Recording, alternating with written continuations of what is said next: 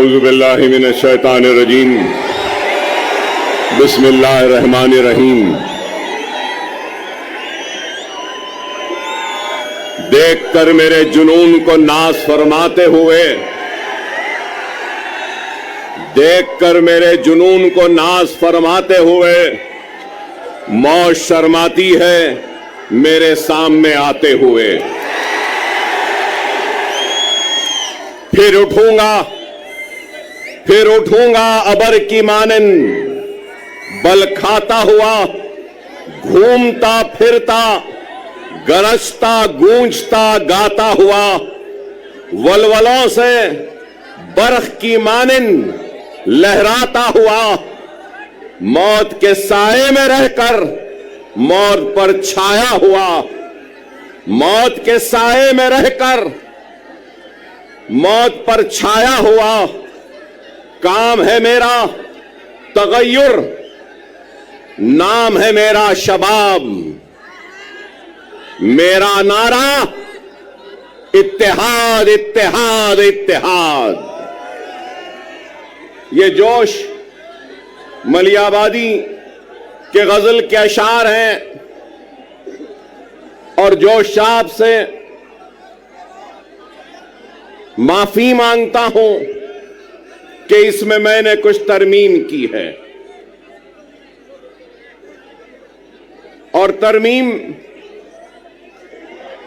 کہاں کی ہے کہ کام ہے میرا تغیر، نام ہے میرا شباب، میرا نعرہ انقلاب انقلاب انقلاب۔ تو میں نے اس کو میرا نعرہ اتحاد اتحاد اتحاد کہا ہے۔ بے شک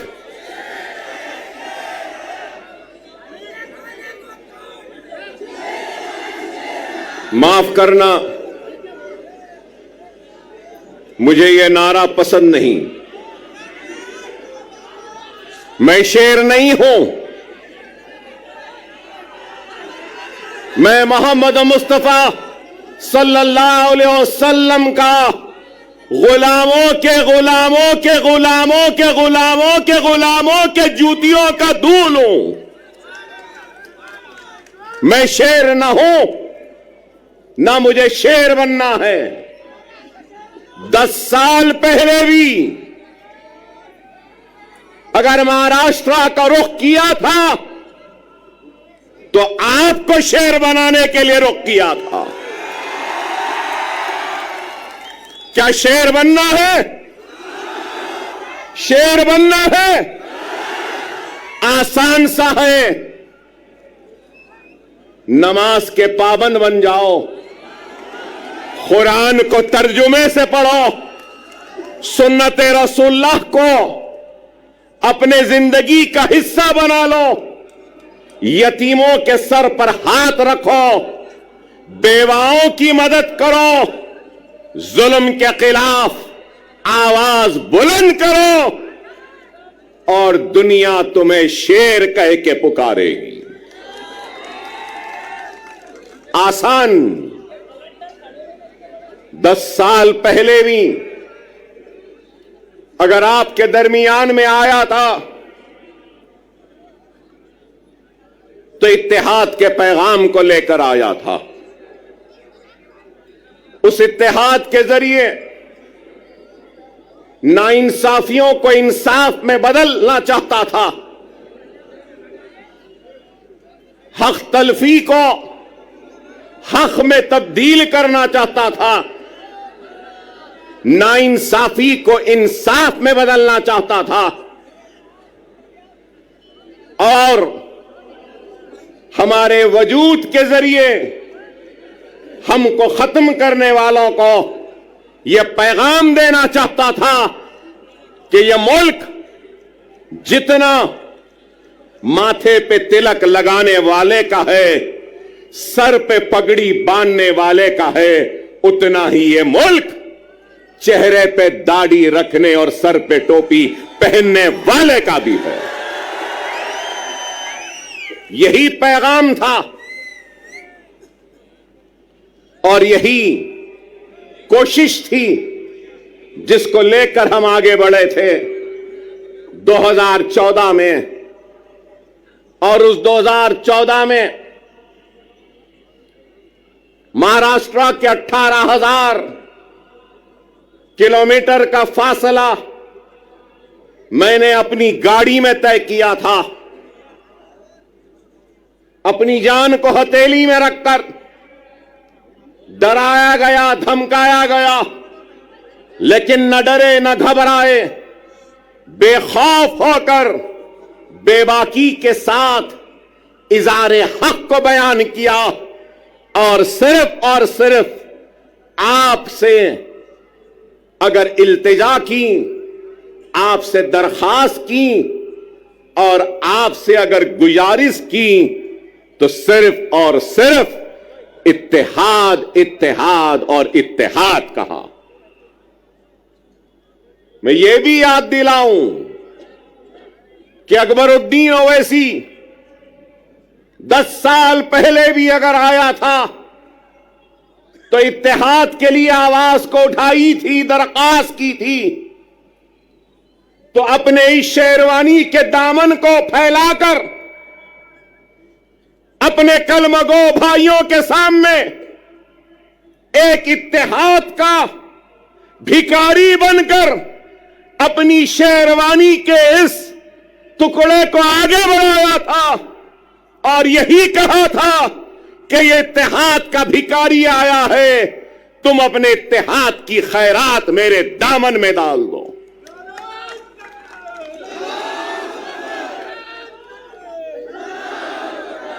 अल्लाह उसके रसूल की कसम, अकबरुद्दीन ओवैसी को अल्लाह ने इज्जत दी, शोहरत दी, नाम दिया, सब कुछ दिया, लेकिन एक बात कहूंगा,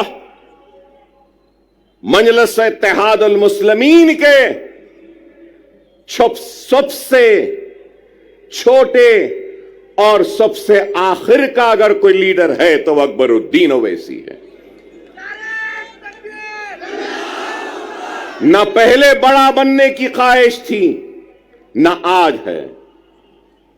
मैं तो सबसे छोटा हूं, आप सब मुझसे बड़े हैं और आप इनसे भी बड़े हैं, और इनके बाद और आपके बाद में मैं हूं। इस चीज को याद रखो, इस चीज को याद रखो। क़यादत एक अजीम जिम्मेदारी है, क़यादत एक अजीम जिम्मेदारी है, और सदक़े दिल और बेगर्ज होकर जो खिदमत करेगा तो अल्लाह उसकी क़यादत में इस्तेहकाम और मजबूती देगा। क्योंकि मुझे मेरे वालिद और सालारी मिल्लत ने मुझसे कहा, क़यादत आसान नहीं, अगर क़यादत करना है तो बेगर्ज बन जाओ, तो जब गर्ज वाले की तकलीफ का एहसास होगा, जब तुम्हारी क़यादत में गर्ज आ जाएगा तो फिर वह क़यादत मजबूत नहीं हो सकती। खुदारा इस बात को समझो, मिल्लत की फलाह व बहबूद, मिल्लत की तरक्की, मिल्लत की खुशहाली के लिए अपने जात की खुशियों की कुर्बानी देनी होगी। अगर क़यादत करने का अगर किसी को ज़ौक़ है या शौक़ है, बगैर किसी लालच, बगैर किसी मफाद से अगर कोई आगे बढ़ता है तो अल्लाह सुब्हानहू व तआला उसको कामयाबी व कामरानी अता करता। अगर आज मैं यहां खड़ा हूं तो लोग समझेंगे कि 10 बरस बाद अकबरुद्दीन ओवैसी यहां आया है, तो याद दिलाना चाहता हूं, 10 बरस पहले इम्तियाज जलील नहीं थे, 10 बरस पहले वारिस पठान नहीं थे, 10 बरस पहले हमारे मालेगांव के एमएलए साहब नहीं थे, मुफ्ती साहब नहीं थे। 10 बरस पहले हमारे धुलिया के एमएलए नहीं थे। अरे मैं क़यादत बनाने आया था, क़यादत बनी, महाराष्ट्र की बागोदौड़ इन जिम्मेदार हाथों के हवाले किया और इन जिम्मेदार हाथों ने इस क़यादत को आगे बढ़ाने की, ले जाने की बड़ी ही ईमानदारी के साथ, पूरे खुलूस के साथ कोशिश की, बैरिस्टर असदुद्दीन ओवैसी साहब की क़यादत में। और आज 10 बरस बाद अगर आया हूं तो इस क़यादत को मजबूत करते हुए,